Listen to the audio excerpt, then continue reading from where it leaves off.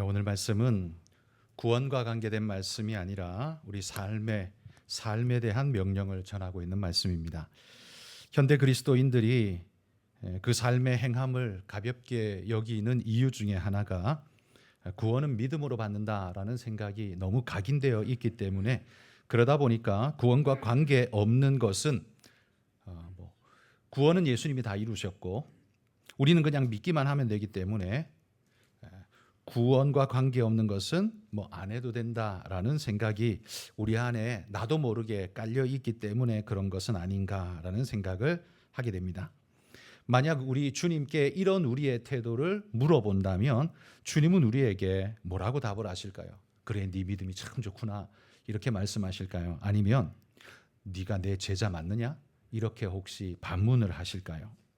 만약 우리 주님께 우리가 묻는다면 아마도 저는 후자, 좀 꾸중을 듣지 않을까라는 그런 두려운 마음이 듭니다.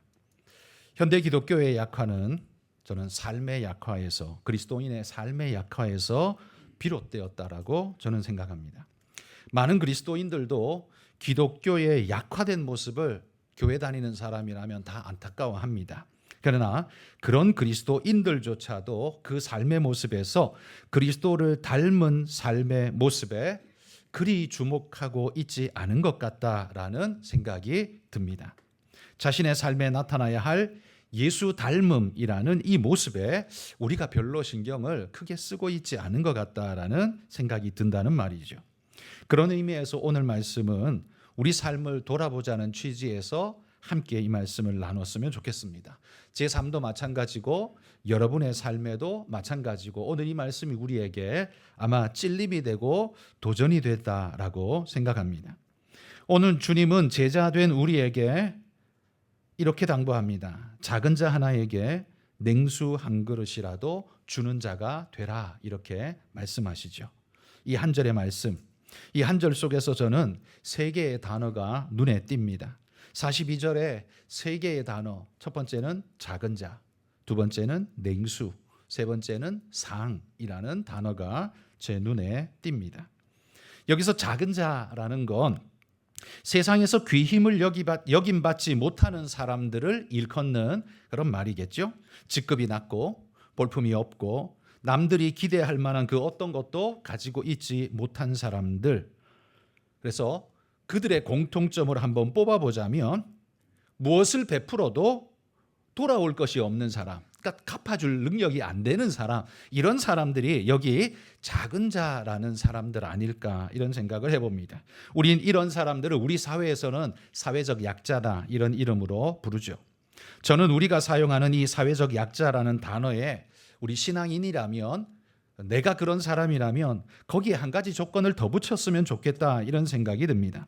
세상에서는 그렇게 생각하지도 않고 그걸 기준으로 삼지도 않겠지만 우리가 신앙인이니까 그런 의미에서 한 가지 조건을 더 붙여보자면, 예수님이 팔복에서 말씀하신 첫 번째 조건처럼 심령이 가난한 자, 심령이 가난하면서 작은 자, 그런 자가 진짜 하나님께서 귀히 여기고 더 마음이 가는 그런 존재들 아닐까라는 생각이 듭니다. 여기 심령이 가난하다는 말을 어떻게 해석해야 정확한 표현일까 잘 모르겠지만 주님은 어떤 의미로 이 단어를 쓰셨을까요? 우리는 주님이 아니기 때문에 그분의 말씀의 의미를 100% 우리가 정확하게 풀어낼 수는 없지만 예수님의 가르침과 말씀 전후를 유추해 보자면 대략의 의미는 우리가 파악할 수 있을 거라고 생각합니다.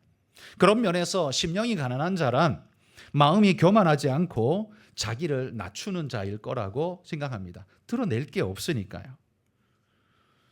또한 자랑을 앞세우지 않고 오히려 부족하고 연약함을 먼저 생각하면서 주님 앞에 부끄러움으로 머리를 숙이는 자, 이런 사람 아닐까, 이런 생각이 듭니다. 또한 심령이 겸손하고 하나님을 깊이 생각하며 그분이 우리에게 맡기신 사명이 무엇인지를 이해하고, 그런데 그럼에도 불구하고 자신이 거기에 부합하지 못한 모습 때문에 부끄러워하는 마음으로 오히려 하나님 앞에 고개 숙인 자들, 그들이 작은 자들 아닐까라는 생각이 듭니다. 물론 그런 자들만 우리의 도움이 된다, 우리의 도움의 대상이 된다, 이렇게 말할 수는 없습니다. 신앙적으로 그걸 가지고 있지 못해도 사회적으로 힘들고 어려운 이들은 우리의 도움의 대상이 되죠. 인격적으로 신앙적으로 수준이 높은 자만 도움을 받을 자격이 있는 건 아니니까요.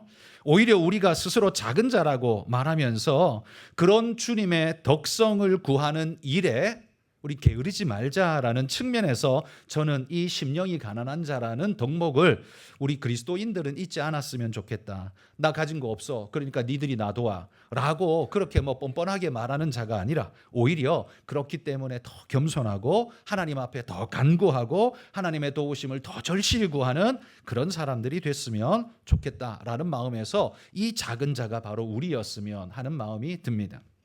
두 번째 단어, 눈에 띄는 단어는 냉수입니다. 냉수. 이 냉수가 의미하는 바가 뭘까요?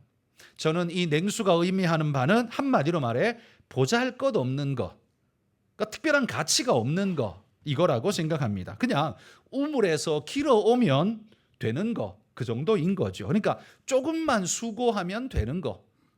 사막이나 광야에서는 그 가치가 엄청나다고 할 수 있지만 일반적으로 우리가 그냥 마을에서 우물을 중심으로 사는 마을에서는요, 물 한 그릇 대접한다는 건 사실 그건 별 큰 거라고 말할 수가 없죠.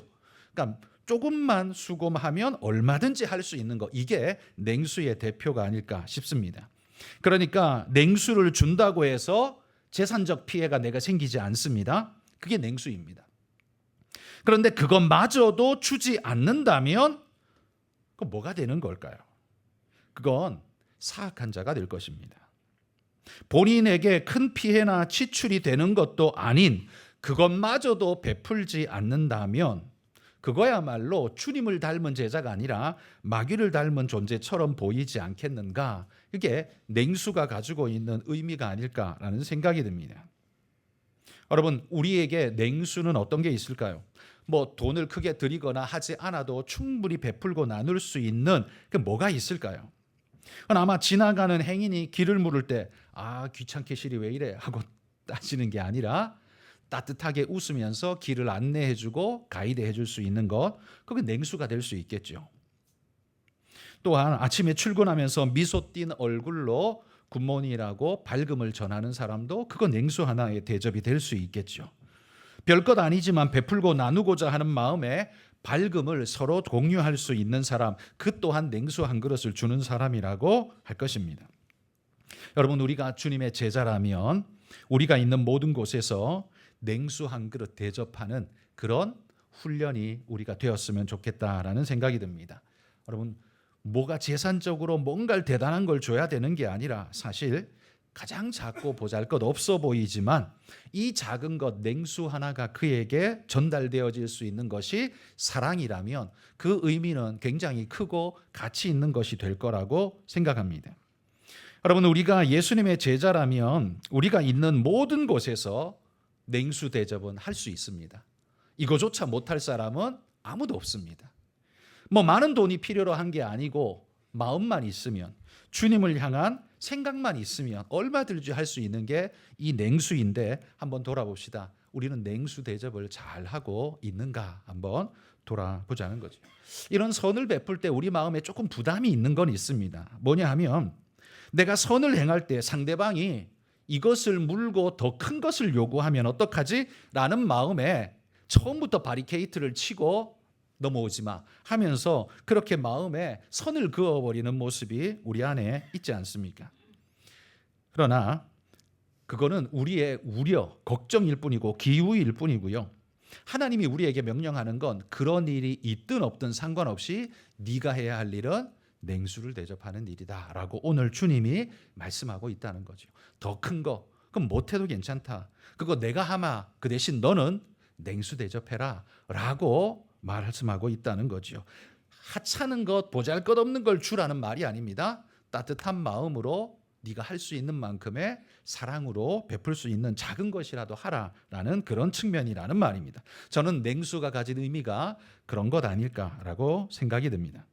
세 번째 주목할 단어는 예수님이 이야기하신 상입니다. 상. 이 상은 냉수와는 완전히 반대되는 의미이죠. 가장 가치 있고 귀한 것입니다. 하나님이 우리에게 상으로 주시겠다는 거, 냉수 한 모금 주겠다, 저 우물에서 물 퍼다가 너한테 줄게, 이런 말이 아닙니다. 여기 상은 하나님만이 주실 수 있는 거고, 우리에게는 굉장히 필요한 거고, 가치 있는 거고, 고귀한 것이 여기 상인 거지요. 주님이 우리에게 주실 수 있는 상, 주시고자 하는 상은 어떤 게 있을까요? 가장 대표적으로는 아마 구원의 상을 주고 싶을 것이며, 천국의 상이 있을 것이고, 보호의 상, 동행의 삶, 칭찬의 상, 혹은 미래를 보장해 주시는 상까지 하나님이 우리에게 주시고 싶은 상은 이렇게 크고 우리가 기대하고 소망하는 큰 것들이 많다라고 생각합니다. 그런데 주님의 오늘 말씀을 보면요, 주님이 지금 무엇과 무엇을 바꾸자고 하는지를 유심히 한번 보십시오. 네가 작은 자에게 냉수를 주면 내가 너에게 상을 줄게 라고 지금 이야기하는 말씀 아닙니까? 그러니까 네가 작은 자에게 10원어치 가치도 안 되는 걸 준다 할지라도 나는 너에게 1억 원, 10억 원 되는 가치를 줄게 라고 말하는 것과 마찬가지라는 겁니다. 완전 손해보는 장사를 지금 주님이 우리에게 제안하고 있다라는 거죠. 여러분에게 누군가가 너 나한테 100원 주면 내가 너한테 1억 줄게 라고 한다면 안 할 사람이 어디 있겠습니까? 그 100원, 저 사람이 사기를 쳐서 100원을 떼먹는다 할지라도 100원 떼먹는 걸로 뭐 그렇게 분노하시겠습니까? 그까짓 거 떼먹어도 상관없는 거니까 줄 수 있어요. 근데 100원을 주면 내가 1억을 줄게 하면 그거 안 할 사람이 세상에 어디 있을까요? 근데 안 할 사람이 있을 수 있죠. 그 사람의 말을 절대로 안 믿는 사람은 그거 안 할 수 있을 겁니다. 그렇죠? 그 사람 말을 절대로 안 믿는다면 절대 그거 안 할 겁니다. 자, 그러면 오늘 설교의 핵심 포인트는 이겁니다. 주님은 분명히 우리에게 가장 너에게 흔한 거, 너한테 뭐 재산적 축이 나거나 어려운 거 이거 아닌 그런 거라 내가 요구하는 게 아니라 가장 쉬운 거, 너한테 가장 흔한 거, 네가 충분히 할 수 있는 거, 냉수를 내가 요구하는데, 그러면 내가 너한테 엄청난 상을 줄 건데, 질문을 이렇게 해보십시오. 그런데 우리는 왜 안 할까요? 이게 이제 제 설교의 핵심입니다. 그런데 우리는 왜 안 할까요? 안 하고 싶으니까 안 할 수도 있고, 안 믿으니까 안 할 수도 있습니다. 자, 여기서 또 한 가지 단어가 더 눈에 띄는데요. 또 하나의 단어는 뭐냐면 결단코라는 단어입니다. 42절 마지막 부분에 나오는 결단코. 이 단어는 뜻이 굉장히 강력한 단어죠. 100%, 절대로라는 의미를 가지고 있습니다. 안 될 수가 없다라는 이 말이죠. 이 말은 뭐에 대한 결단코일까요? 이건 주님의 보상에 대한 결단코입니다. 네가 그렇게 한다면 나는 반드시 너한테 상을 줄 거야. 갚아줄 거야. 채워줄 거야. 라고 지금 약속하고 있다는 거예요. 여러분, 예수님께서 결단코라는 단어를 썼는데 이게 허풍일 수가 있을까요? 예수님이 결단코라는 단어를 썼는데 예수님이 이거 사기칠 수 있을까요? 예수님이 쓰신 결단코라는 단어는 예수님이 내가 반드시 하겠다라는 주님의 약속 아닙니까? 네가 상으로 네가 냉수를 베풀어 준다면 나는 너한테 반드시 절대로 상을 주겠다. 그 상은 냉수와는 비교도 안 되는 엄청난 가치와 너한테 고귀한 걸로 내가 줄 거야 라고 하나님이 약속하고 있는 겁니다. 결단코. 자, 그런데도 우리 그리스도인들의 삶 속에서는 이 냉수를 잘 주고 있는가를 한번 돌아보자는 겁니다. 그러니까 우리는 왜 못 주고 있고 왜 안 주고 있을까요? 시간이 없어서, 바쁘다는 이유로, 혹은 나중에 한다라는 그런 핑계로 우리는 다 피하고 있는 것 아닐까요? 그러나 이 모든 이유들은 사실 가만히 놓고 따져보면 불신을 멋지게 포장한 포장지 아닐까요? 자기가 결국은 안 믿으면서, 안 믿으니까 안 해놓고는 둘러대는 말은 시간이 없어서 다음에 할게요, 어쩌고 저쩌고, 혹시 우리는 그러고 있는 것 아닌가라는 말이죠. 여러분, 이 말씀은 내가 넉넉하고 말고 하고는 재산적 능력이 있냐 없냐 하고는 아무 상관없는 겁니다. 왜? 냉수는 우리 재산의 능력하고 아무 상관없기 때문에 그렇습니다. 그 수준의 것이니까요. 주님의 말씀은 지금 네가 이거 받을래 말래라고 묻는 거 아닙니다. 주인 되시는 주님께서 우리에게 명령하시는 말씀입니다. 자, 이게 오늘 말씀의 본질이잖아요. 명령인데 내가 취사 선택할 수 있습니까? 전쟁 중에 사령관이 출동 명령을 내렸는데 내가 그 취사 선택할 수 있나요? 가고 싶으면 가고 안 가고 싶으면 안 가고 안 되죠. 쏘고 싶으면 쏘고 뭐 쏘기 싫으면 안 쏘고 이 가능한가요? 안 되는 일이죠. 여러분 우리가 이 말씀을 보너스로 생각하면 안 되는 이유가 이것입니다. 오늘 주님의 말씀은 추가적인 보너스를 주겠다는 말이 아니라 네가 진짜 내 제자라면 이 전제를 달고 있습니다. 네가 진짜 내 제자라면 안 해도 돼요. 안 할 수도 있습니다. 그러나 네가 진짜 내 제자라면 안 할 수 없는 겁니다. 왜? 내가 주님의 제자라면 그 말씀이요 하라는 명령보다 훨씬 더 크게 들리거든요. 안 하면 안 된다는 말보다 훨씬 더 크게 들리는 말씀, 이게 주님의 제자들이 주의 말씀에 대해서 느끼는 무게감이거든요. 주님께서 이 말씀을 우리에게 하시는 건 네가 진짜 내 제자인지 보겠다는 테스트를 하고 싶어서 하는 말씀이 아닙니다. 주님의 명령은요, 이건 그냥 명령이에요. 작은 자들을 흘려보지 말고 돌아봤으면 좋겠다. 네가 돌봐줬으면 좋겠다. 내가 너한테 큰 거 요구하는 거 아니다. 냉수 한 그릇이라도 했으면 좋겠다. 지나가는 말로, 따뜻한 말로 다독여주고 웃어주고 격려해주고 위로할 수 있는 그것만으로도 그것도 중요한 냉수다. 하나님이 지금 그 말씀하는 것 아닐까요? 예수님은 아마 우리에게 이렇게 말씀하실 것 같습니다. 네가 내 제자라는 거 나는 믿는다. 그러니 너는 나를 위해서라도 해줬으면 좋겠다. 아마 주님의 명령이 이것 아닌가라고 생각됩니다. 왜냐하면 주님이 그 작은 자들의 마음이 있기 때문입니다. 주님은 언제든지 이 땅에서 그 3년 4년 사역하시는 동안 늘 그 작은 자들에게 마음을 두셨고 그들을 먹이고 그들을 가르치고 그들을 돌보고 그들을 이끄는 것에 마음을 두셨기 때문에 그렇죠. 그러니 지금도 주님은 여전히 우리에게 그 명령을 하실 것이라 생각합니다. 내가 이제 이 땅에 육신의 몸으로 있지 않으니 너희가 내 제자가 되어서 이제 너희들이 했으면 좋겠다. 이 말씀이 오늘 주님의 이 명령이라고 믿습니다. 그러므로 우리가 주님의 제자라면 돈이 되고 안 되고 그게 뭐가 나중에 뭐 주어지고 안 주어지고 상관없이 내가 주님의 제자라면 주님이 원하는 그 일을 내가 기쁨으로 하겠습니다. 할 수 있는 헌신과 결단이 그게 진짜 우리에게 꼭 필요한 것 아닐까요? 오늘 이 말씀을 우리가 돌아보면서 주님이 기뻐하는 일이라면 주님 내가 하겠습니다. 힘들어도 하겠고 손해보면서도 하겠고 내가 눈물 흘리면서라도 하겠습니다. 여러분 할 수 있는 이 사람이야말로 진짜 주님의 제자가 아닐까라는 생각이 듭니다. 주님의 제자라는 우리는 이 세상에서 어떤 존재여야 하는가?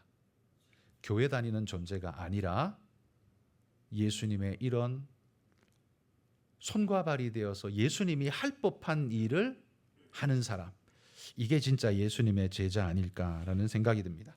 저도 잘 못하기 때문에 이렇게 작게 말합니다. 큰 소리로 말 못하고. 저도 잘 못하니까요. 근데 우리가 마음에 품어야 하는 건 그런 것 아닌가라는 생각이 듭니다. 사실 이 한 구절은 제가 그냥 한 구절 묵상 작년부터 그냥 매일 하지는 못하지만 하는데 한 구절만 계속 읽으면서 다시 계속 묵상하고 읽으면서 거기에서 하시는 말씀이 뭔가를 제가 계속 묵상하다가 제가 오늘 말씀을 그 말씀으로 여러분과 함께 나누는데요. 네가 내 제자냐? 큰 일을 하는 데서가 아니라 냉수를 나누는 데서 네 제자됨이 나타날 거다. 내가 너한테 엄청난 일을 시키는 게 아니라 너한테 손해 나지도 않고 힘들지도 않고 뭐 굉장히 피곤하지도 않고 냉수 한 그릇에 너의 제자됨을 나는 보고 싶다. 주님이 오늘 우리에게 하시는 말씀이 그건 것 같다라는 말입니다. 여러분, 성경에 이런 말씀이 있습니다. 잠언서 19장 17절 말씀인데요. 같이 한번 우리 자막 좀 띄워주시죠. 읽어보겠습니다. 가난한 자를 불쌍히 여기는 것은 여호와께 구워드리는 것이니 그의 선행을 그에게 갚아 주시리라. 오늘 이 잠언의 말씀이 우리 본문 예수님의 그 말씀하고 일맥상통한 말 아닐까 싶습니다. 여러분이 가난한 자를 불쌍히 여겨주신다면, 다시 말해 냉수 한 그릇을 주신다면 그건 하나님께 구워드리는 일이 되어서 주님이 그걸 상으로 갚아주시는 엄청난 일이 우리에게 주어지게 될 것입니다. 되로 주고 말로 받는 게 아니라 우리는 되로 주고 가만히로 받는 은혜의 축복을 주님이 우리에게 약속하셨다라는 사실이죠.